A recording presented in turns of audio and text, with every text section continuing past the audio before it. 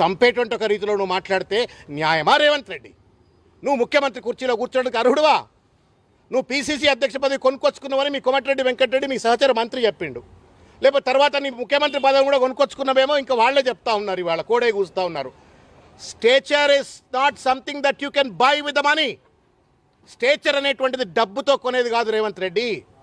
ప్రజలకు సేవలు చేస్తే, ప్రజల కోసం త్యాగం చేస్తే, ప్రజా ఉద్యమాలలో భాగస్వాములైతే స్టేచర్ పెరుగుతుంది. కానీ సీఎం కుర్చీలు కొనుక్కున్నట్టుగానో లేకపోతే పీసీసీ అధ్యక్ష పదవులు కొనుక్కున్నట్టుగానో స్టేచర్ అనేది కొనుక్కోలేవు. దయచేసి ఇది అర్థం చేసుకోవాలని చెప్పని కోరుతా ఉన్నాను.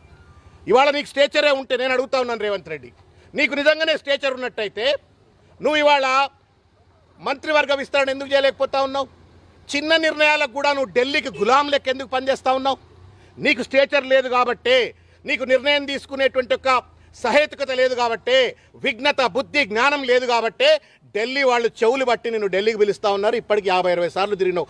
That itself is an indication that you have no stature, you have no wisdom, you have no vision to run the state. కుర్చీలు చాలామంది ఎవరు ఢిల్లీ వాళ్ళు తోలుబొమ్మ లెక్క సీల్ కవర్ ఇస్తే ఎవరైనా ముఖ్యమంత్రి కావచ్చు. కానీ కుర్చీలో కూర్చున్న తర్వాతనైనా నీ బుద్ధి మార్చుకోవైతివి. ఇవాళ ఆఖరికి ఒక హంతక భాష మాట్లాడుతూ ఉన్నావు రేవంత్ రెడ్డి గారు. మీరు మా ముఖ్యమంత్రి వాళ్ళను నువ్వు అంటా ఉన్నావు, నీ స్పీచ్లోనే నువ్వు అన్నావు మనిషికి స్టేచర్ ఉండదట. మనుషులకు కూడా స్టేచర్ ఉంటుంది. విఘ్నతతో వ్యవహరిస్తే వ్యక్తులు కూడా ఏ పదవుల్లో లేనటువంటి వాళ్ళకు కూడా స్టేచర్ ఉంటుంది. ఈ కార్యక్రమాన్ని చూసేటువంటి ఒక లక్షలాది మంది స్టేచర్ లేదా? నేను మాట్లాడుతున్న ఈ మాట వినేటువంటి లక్షలాది మంది తెలంగాణలో ఉన్న కోట్లాది మంది ప్రజలకు స్టేచర్ లేదా? ఉంటుంది. వాళ్ళ స్థాయిలో వాళ్ళకి స్టేచర్ ఉంటుంది. కానీ నువ్వు ముఖ్యమంత్రి కుర్చీలో కూర్చున్నావు కాబట్టి నీకు ఇంకా పెద్ద స్టేచర్ ఉండాలి. ఏమంటా ఉన్నాడు? నాకు వ్యక్తులకు స్టేచర్ ఉండదు, కుర్చీకి స్టేచర్ ఉంటుంది కాబట్టి కుర్చీని గౌరవించాలంటాడు. గౌరవిస్తాం. కానీ కుర్చీ మీద కూర్చొని నువ్వు కోతి లెక్క వ్యవహరిస్తే నేను ఎట్లా?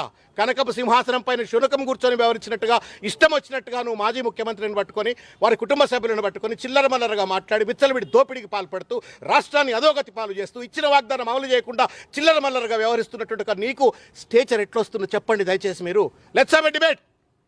ఒకసారి పబ్లిక్ అమరవీరుల స్థూపం దగ్గర కూర్చొని చర్చ చేద్దాం.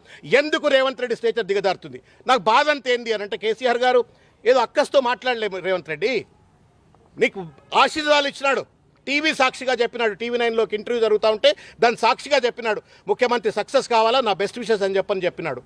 నువ్వేం చెప్తా ఉన్నావు? ఆయన ఒక లీడర్ భాష మాట్లాడితే నువ్వు ఒక లోఫర్ భాష మాట్లాడుతూ ఉన్నావు. ఇవాళ హంతక భాష మాట్లాడుతున్నావు. న్యాయమా?